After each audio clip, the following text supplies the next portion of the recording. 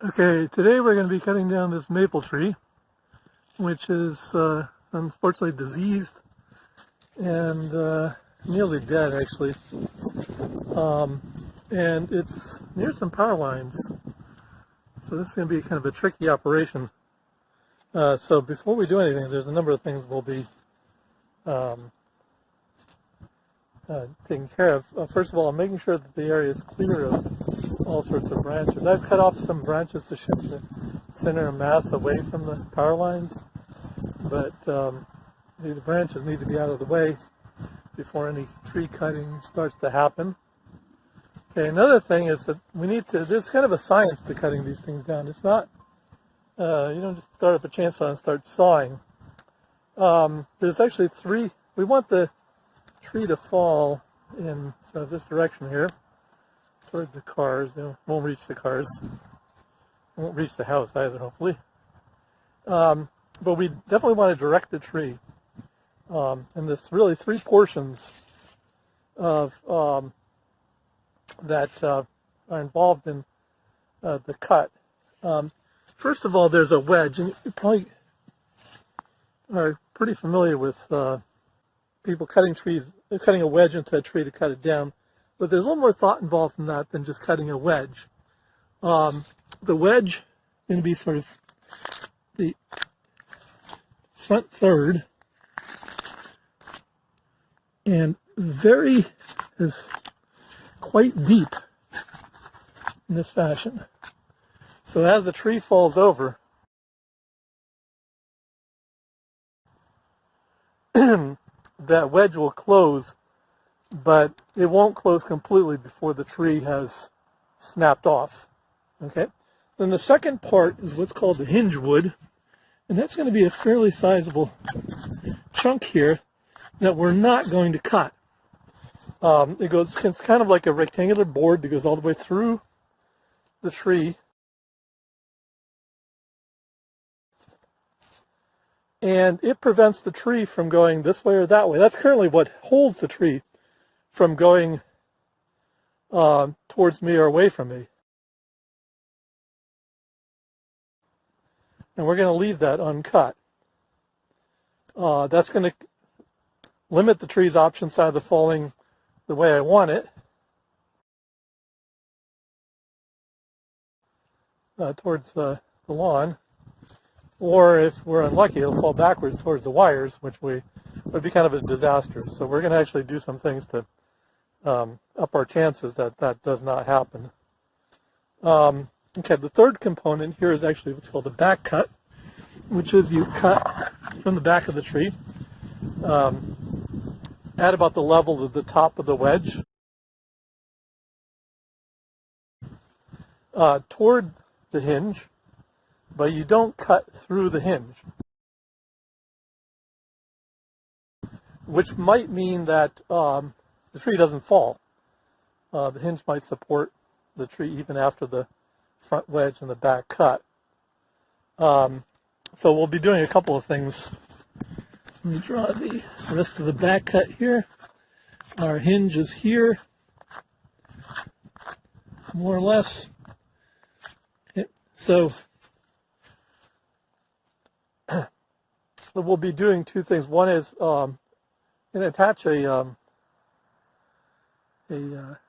webbing and put some tension on it, pulling it in the direction I want it to fall. And secondly, I have a feeling it's not going to fall just from the cuts, so I'll drive in some wedges to slowly tip the tree in the direction I want it to go. Currently, I cut off a bunch of branches up here the safe way, using an extended saw. A good amount of the large branches are only on this side, so I'm pretty confident it's going to fall the way I want it to fall. Before I do any sort of cutting, I'm going to clean up the debris lying about. Okay, you might be wondering why there's a ladder here, even though I said I don't do anything but ladders, because YouTube is full of videos with people on ladders. And the reason is up on the ladder my wife Claudia is currently tying a rope to the tree. Hopefully she can get it around. And she's going to secure it with a bowline, which is, no matter how, well, the harder you pull, the more secure it gets.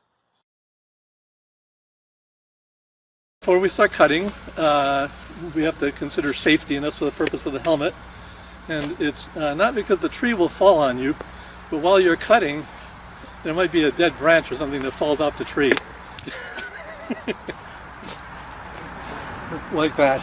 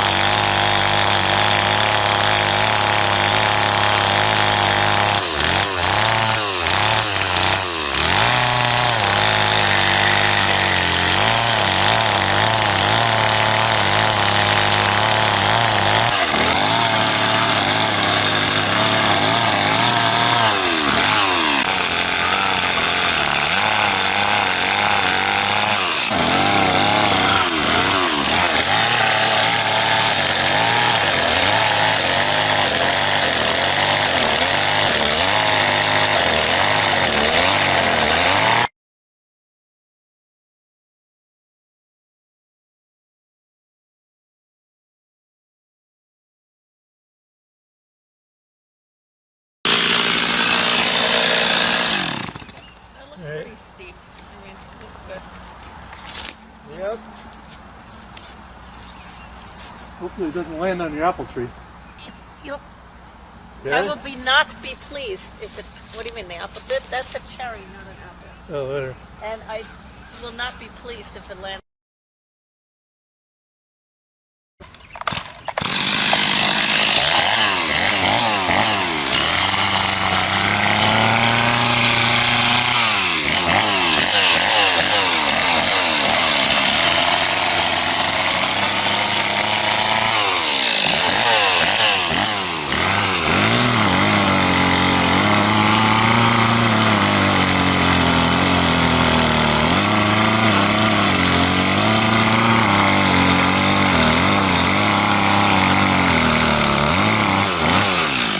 Alright, there's also the concept, Claudia, you should have a planned escape route. Mine is towards the fire hydrant. Okay? Yeah, I have one. Clearly know what you're going to do. Yeah. Alright?